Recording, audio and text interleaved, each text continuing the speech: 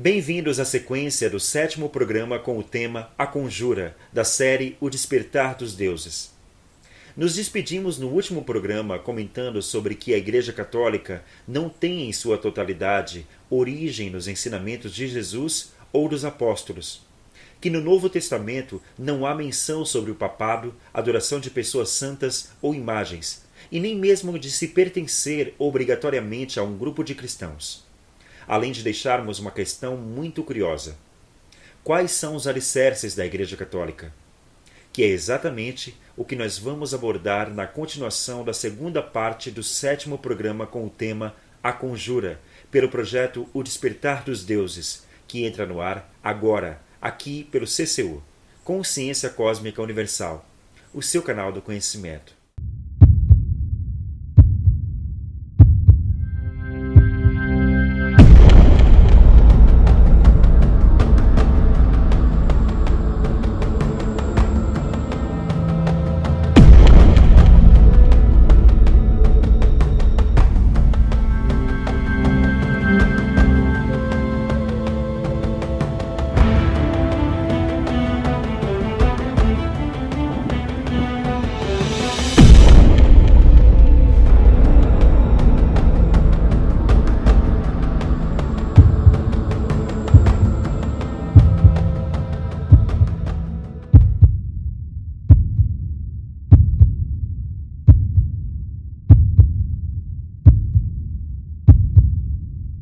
Quando as coincidências se tornarem muito significativas, temos que desconfiar de algo. Eugênio Christie. Pelos primeiros 280 anos da história cristã, o cristianismo foi banido pelo Império Romano e os cristãos foram terrivelmente perseguidos. Isso mudou depois da conversão do imperador romano Constantino. Esta conversão está entre aspas, porque há muitos escritos afirmando que ele continuou pagão durante toda a sua vida, sendo batizado forçadamente em seu leito de morte. Constantino legalizou o cristianismo pelo Edito de Milão, em 313 d.C. Mais tarde, em 325 d.C., Constantino conclamou o Concílio de Nicéia, numa tentativa de unificar o cristianismo. Ele imaginou o cristianismo como uma religião que poderia unir o Império Romano, que naquela altura começava a se fragmentar e a se dividir. Mesmo que isso aparente ser um desenvolvimento positivo para a Igreja cristã, os resultados foram tudo menos positivo. Constantino, por exemplo, se recusou a abraçar de forma completa a fé cristã, continuando com muitos de seus credos pagãos e suas práticas, e então a igreja cristã que Constantino promoveu foi uma mistura de cristianismo e paganismo romano. Muitos santos foram postos em substituição a deuses pagãos antigos. Festas religiosas foram estabelecidas em substituição a festividades e rituais antigos. Cristo, por exemplo, ficou sendo claramente a imagem mais recente do Deus Sol, uma encarnação apropriada para os tempos modernos. Seu maior dia festivo, o Natal, coincide com o solstício de inverno no Oriente, quando o Sol hibernante finalmente inicia seu lento despertar. Seria talvez coincidência que Cristo morra, seja enterrado e ressuscite precisamente no equinócio de primavera, o retorno da luz da vida? Quando as coincidências se tornam muito significativas, temos que desconfiar de algo. É que Constantino sabia que, com o Império Romano sendo tão grande, nem todos concordariam em abandonar seus credos religiosos para abraçar o cristianismo. Então permitiu e mesmo promoveu a cristianização de crenças pagãs. Crenças completamente pagãs e totalmente não bíblicas ganharam nova identidade cristã. Vejamos alguns exemplos. 1. O culto a Ísis. A deusa mãe do Egito e sua religião foram absolvidas no cristianismo, substituindo-se Ísis por Maria. Muitos dos títulos que eram usados para Ísis, como Rainha dos Céus, Teotocos, foram transferidos a Maria. Inclusive, existe uma imagem esculpida encontrada no Egito com Ísis dando seu peito a Horus, ainda menino, bem semelhante a algumas onde Maria faz o mesmo com o menino Jesus. A Maria foi dado um papel exaltado na fé cristã, muito além do que a Bíblia a ela atribuiu, com o fim de atrair os adoradores de Ísis para uma fé que de outra forma não abraçariam. Na verdade, muitos templos a Ísis foram convertidos em templos dedicados a Maria. A primeira indicação clara de tudo isso aparece nos escritos de Orígenes, que viveu em Alexandria, no Egito, que por acaso era o lugar principal da adoração a Ísis.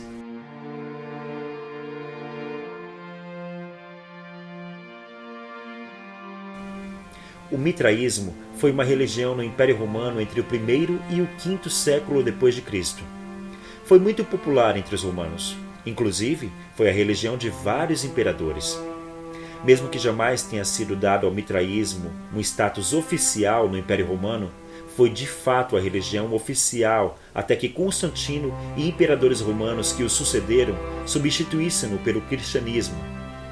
Uma das principais características do mitraísmo era a refeição sacrificial, que envolvia comer a carne e beber o sangue de um touro. Mitras, o deus do mitraísmo, estava presente na carne e no sangue do touro, e quando consumido, concedia salvação àqueles que tomavam parte da refeição sacrificial. O mitraísmo também possuía 7 sacramentos, o que faz com que as semelhanças entre o mitraísmo e o catolicismo, tanto romano quanto grego, sejam tão numerosas que não podemos as ignorar.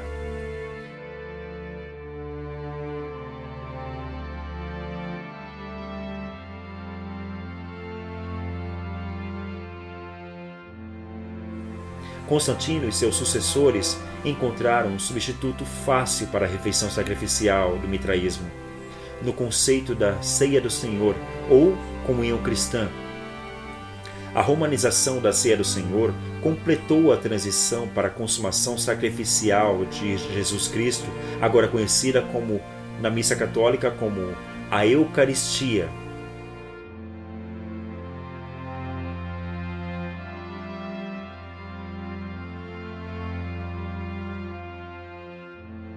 (3) A maioria dos imperadores romanos e cidadãos eram enoteístas. Um enoteísta é alguém que crê na existência de muitos deuses, mas dá atenção especial a um deus em particular, sendo este considerado como supremo e acima dos outros deuses. Por exemplo, o deus romano Júpiter era supremo e acima do panteão romano de deuses. Mas os marinheiros romanos eram frequentemente adoradores de Netuno, o deus nos oceanos. Ao absolver o paganismo romano, a Igreja Católica, tanto a ortodoxa oriental quanto a romana ocidental, simplesmente substituiu o panteão de deuses pelos santos. Assim como no panteão romano de deuses havia um deus do amor, um deus da paz, um deus da guerra, um deus da força, um deus da sabedoria, da mesma forma na Igreja Católica havia um santo responsável por cada uma dessas coisas e muitas outras categorias. Assim como muitas cidades romanas tinham um deus específico para elas, também a Igreja Católica providenciou santos padroeiros para as cidades.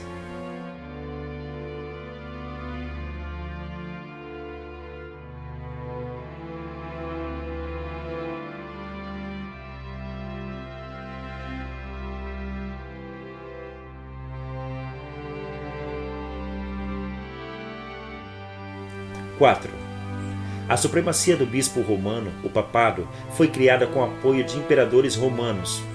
Com a cidade de Roma sendo centro do governo para o Império Romano e morada para os imperadores, a cidade alcançou proeminência em todos os aspectos da vida. Constantino e seus sucessores deram apoio ao bispo de Roma como governante supremo da Igreja. Logicamente, é o melhor para a unidade do Império Romano que o governo e o poder religioso sejam centralizados no mesmo lugar. Mesmo a maioria dos outros bispos e cristãos resistindo às ideias da supremacia do bispo romano, como a ala ortodoxa oriental, por exemplo. O bispo romano ascendeu à supremacia por causa do poder e influência dos imperadores romanos. Quando houve a queda do Império Romano, os papas tomaram para si o título que anteriormente pertencia aos imperadores romanos, Pontifex Maximus. Em verdade, O Império Romano subsiste na base da Igreja Romana. Até o direito romano continua, de certa forma, no Código de Direito Canônico, usado até hoje pela Igreja.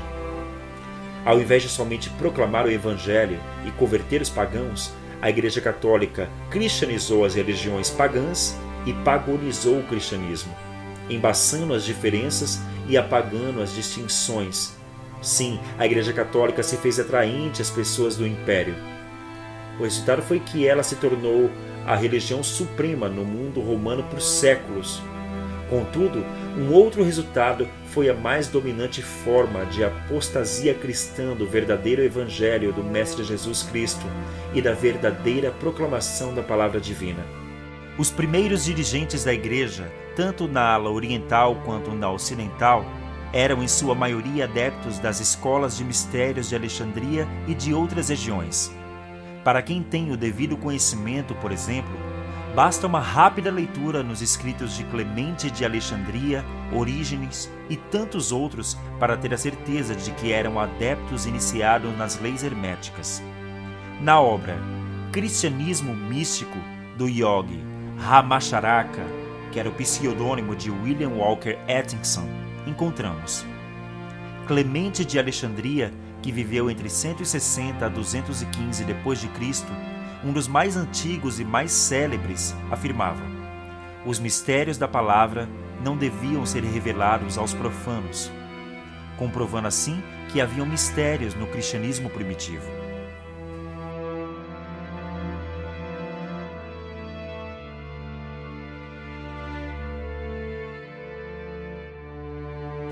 Atkinson diz: a Igreja atualmente se dedica só à tarefa de produzir bons homens e aponta os santos como a sua gloriosa coroa e perfeição.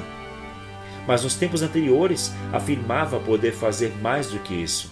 Quando fizesse de um homem um santo, a sua obra nele apenas estava principiando, porque só então o homem estava apto para o treinamento e ensino que ela podia lhe dar então. Mas não pôde agora, porque esqueceu a sua sabedoria antiga. Naqueles tempos, a Igreja distinguia no seu treinamento 3 graus definidos: purificação, iluminação e perfeição. Agora se contenta apenas com a purificação preliminar e não tem iluminação ou conhecimento para dar. Atkinson arremata dizendo: quem foi purificado no batismo e depois iniciado nos mistérios menores, isso é, quem adquiriu os hábitos do domínio de si próprio e da reflexão, estará maduro para os mistérios maiores, para a gnose, o conhecimento científico de Deus. E ainda completa: o saber é mais do que a fé. Fé é um conhecimento sumário das verdades principais, aplicável às massas. O saber, porém, é uma fé científica. Mas como foram escolhidos os livros a serem inseridos na Bíblia? Vejamos no próximo bloco alguns exemplos sobre os critérios e pautas que os dirigentes da Igreja seguiram para desqualificar alguns evangelhos e elevar outros. Não saia daí, eu volto já já.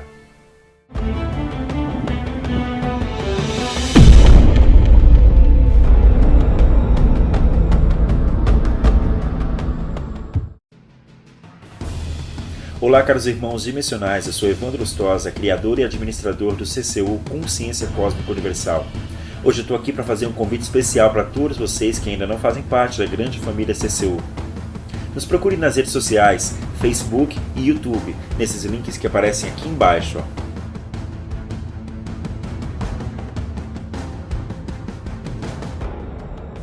Deixe suas opiniões, críticas construtivas, sugestões para os próximos programas e temas que vocês gostariam que eu abordasse, além de compartilhar conosco todo o seu conhecimento.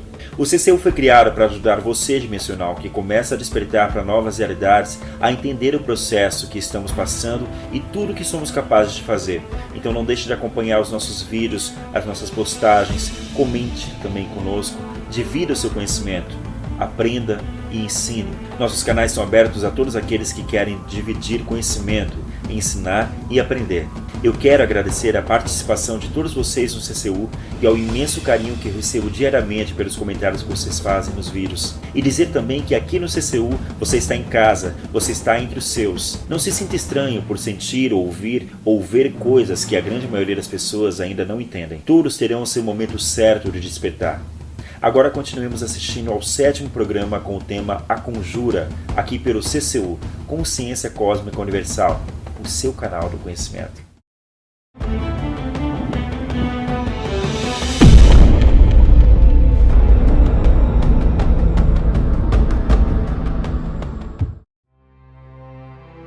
Estamos de volta.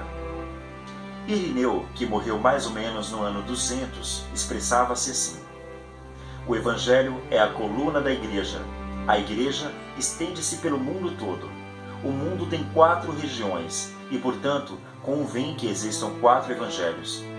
E ainda, Holbach, ou Holbach, no prólogo de sua História Crítica de Jesus, relembra aos esquecidos que foi no Concílio de Nicéia, no ano de 325 e reverendado em 363, no de Laodiceia, quando aconteceu a separação dos evangelhos canônicos e apócrifos. Entre os 50 textos existentes, escolheram apenas 4, desprezando os restantes. E temos ainda as lendas concernentes à escolha dos evangelhos para dar um ar de sagrado ao que foi escolhido. Conforme o autor anônimo da obra, Libellus Sinódicos, um milagre decidiu a seleção. Impulsionados pela força das orações dos bispos, os evangelhos inspirados colocaram-se por si próprios sobre o altar. Outra versão conta que todos os evangelhos, canônicos e apócrifos, foram colocados sobre o altar, e que os apócrifos caíram sobre os mesmos. A versão mais inocente e diferente que as anteriores afirma que o próprio Espírito Santo entrou no concílio, transformado em uma pomba, que atravessou o vidro de uma janela sem quebrá-lo, voou pelo recinto com as asas abertas e imóveis, pousou sobre o ombro direito de cada bispo e disse ao ouvido de cada um quais eram os evangelhos inspirados. Eu deixo para cada um de vocês a decisão de aceitar ou não a realidade dessas fábulas. Os primeiros padres iniciados nos mistérios conseguiram manter a doutrina do Mestre quase intacta na Bíblia, mediante cenas de mistério, alegorias e parábolas, organizando os escritos de forma compreensível para a posteridade. Inclusive, os 4 evangelhos escolhidos seguem um método esotérico de se escrever. Ao apresentarem-se como os 4 seres, símbolos dos 4 elementos primordiais da matéria, e que são destinados a orientar os 4 cantos do mundo. Mateus é representado pelo homem, e seu evangelho se preocupa em comprovar a natureza humana de Cristo. Seu elemento é a água. Marcos é representado pelo leão, e fala da força de Cristo em transformar os homens e o mundo. Seu elemento é o fogo. Lucas é representado pelo boi, e demonstra o caráter sacerdotal de Cristo. Seu elemento é a terra. E finalmente, João é representado pela águia, tratando da natureza divina de Cristo. Seu elemento é o ar. Algumas igrejas no mundo trazem a identificação dos autores evangelistas com estes animais em seus desenhos. No Brasil, há 2 igrejas que têm esses desenhos. A Igreja de Canela, no Rio Grande do Sul, e a de Nova Esperança, no Paraná, em ambas na parede de cima do altar. Certamente há outras. Contudo, esses dirigentes iniciados caíram na tentação de Constantino ao aceitarem que o movimento cristão virasse a religião oficial do Império. Em resumo, ao transferirem o poder dos deuses que cuidavam de vários assuntos humanos para os santos católicos que cuidavam dos mesmos assuntos humanos, nada mais fizeram que a transferência de nome para a mesma egrégora psíquica e mental. Ao transferirem o culto à deusa Ísis ao culto a Maria, deram continuidade ao aspecto feminino da divindade, ou seja, a egrégora antiga continuou com toda a força. Por esse motivo, ficamos patinando no mesmo ciclo vicioso e não evoluímos espiritualmente como deveríamos. Foi interessante o que fizeram como iniciados aos mistérios. No entanto, a união com o poder temporal afastou as pessoas da verdadeira mensagem do Mestre. embora tenham angariado um enorme número de seguidores para a nova religião. Toda essa artimanha levou alguns que estudam o passado a considerarem a não existência de Jesus, colocando-o no rol dos mitos antigos. Muitos livros e blogs atualmente incitam as pessoas a aceitarem que Jesus não existiu, mostrando a semelhança de sua vida com a de muitos outros seres, também considerados mestres divinos. É que muitos esquecem que a vida dos mestres espirituais, encarnados, seguem a tradição esotérica, na qual algumas características sempre se assemelham, como o nascimento virginal, por exemplo. Virginal aqui não significa que a mulher deu à luz e continuou virgem. O sentido é bem outro que só os adeptos conhecem, no qual os dois seres se unem numa dimensão elevada, permitindo a concepção de um ser elevado espiritualmente, pela união com pouca participação carnal. Para os profanos, essa façanha fica conhecida como a concepção pelo Espírito Santo. Mas nós, da linhagem crística, sabemos da existência desse ser e que sua história e atos narrados no Novo Testamento são figuras e metáforas à espiritualidade maior que os excelsos de Sirius A nos trouxeram e que foram transmitidos a diversas culturas em épocas diferentes. Muitos fatos da vida de Jesus também ocorreram na vida de Krishna. Se essa doutrina for realmente compreendida e praticada, surte efeito extraordinário no próprio indivíduo como na sociedade ao seu redor. A questão é que na época de Jesus, a Palestina fervia de doutrinas e mensageiros, o que fez com que essa nova manifestação não tivesse mais destaque do que tantas outras. E essa mensagem crística foi aos poucos se consolidando com o aumento de seus adeptos.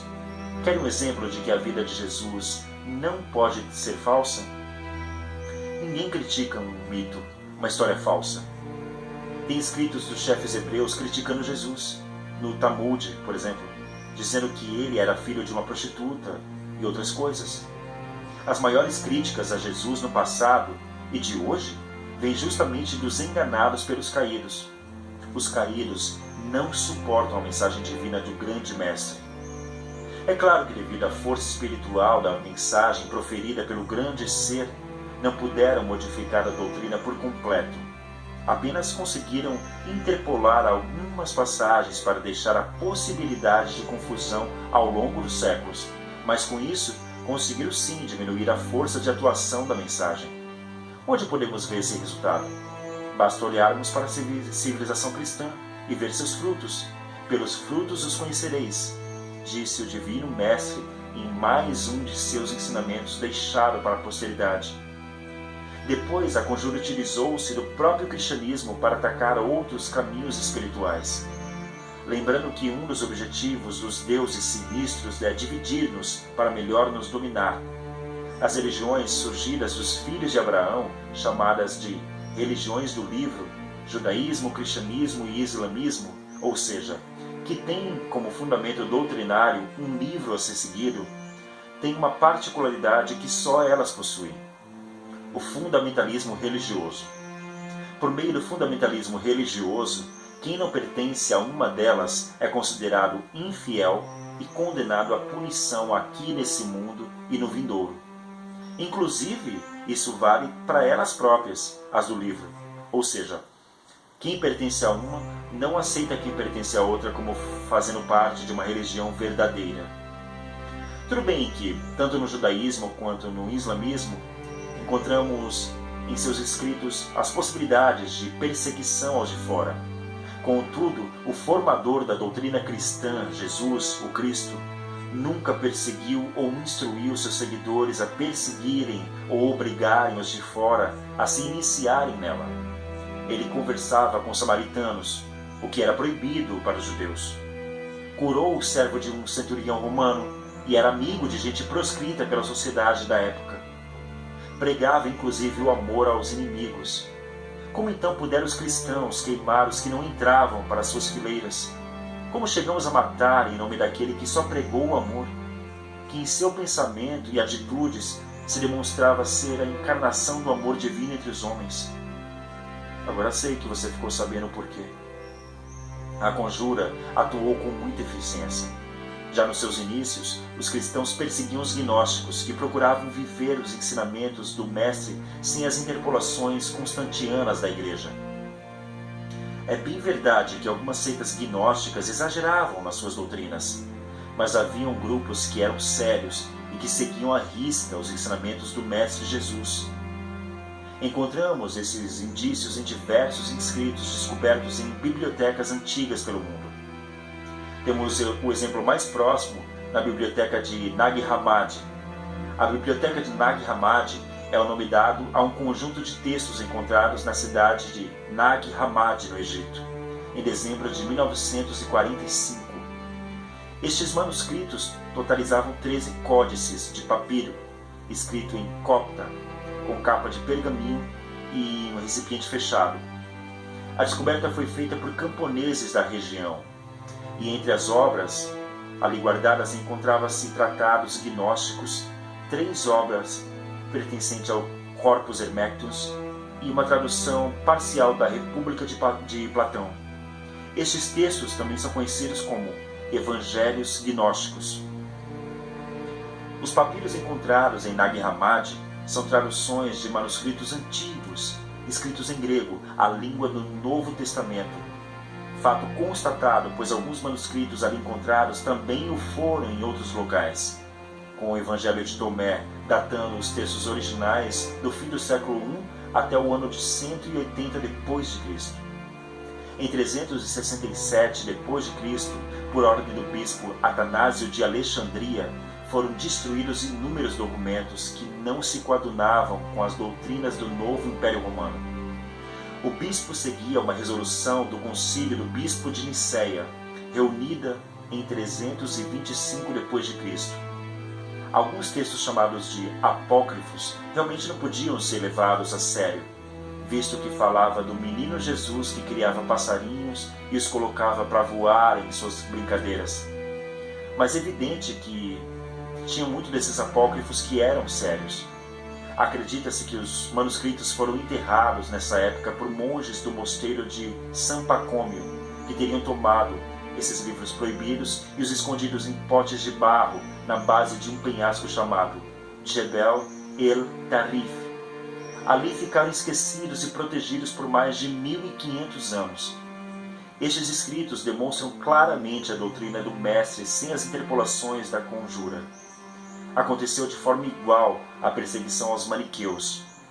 Mani, o iniciador desse movimento espiritual, nasceu em 216, próxima da atual Bagdá. É considerado um iluminado.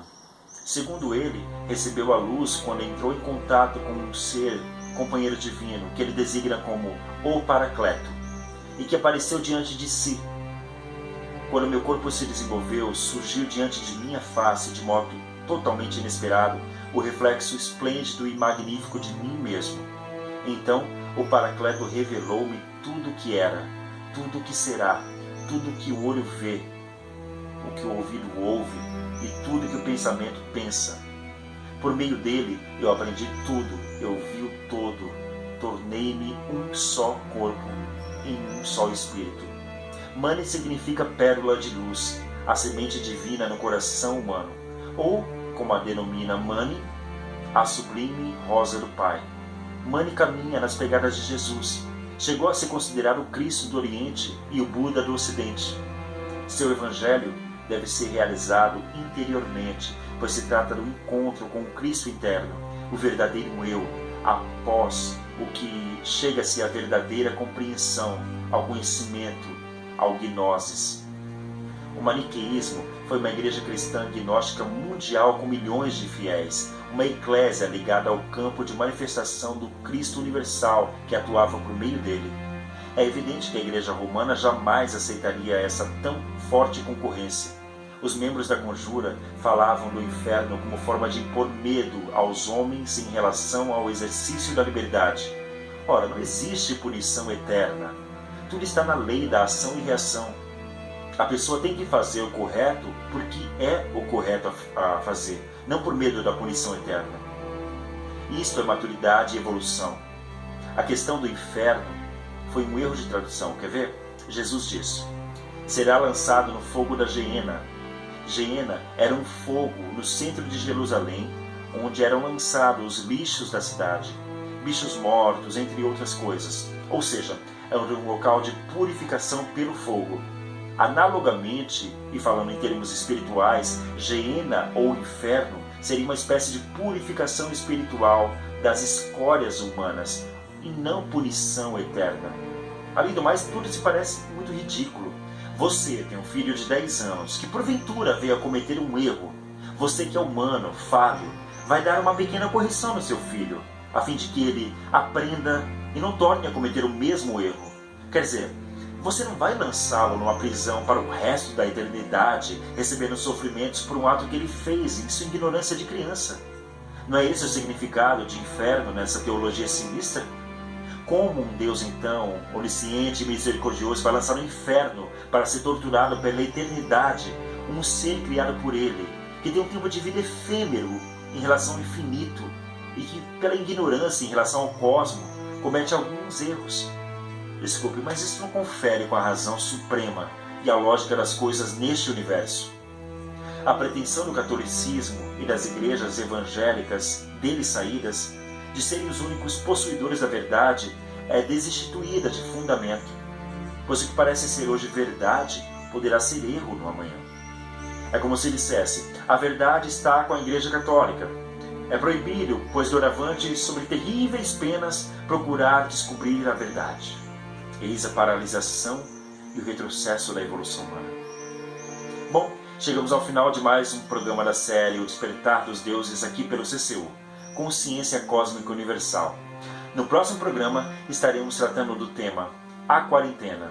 Procuraremos entender o que nos manteve por tanto tempo longe da Confederação dos Mundos. Então, temos um encontro marcado, hein? Mas lembre-se, seja luz, seja amor. Até lá!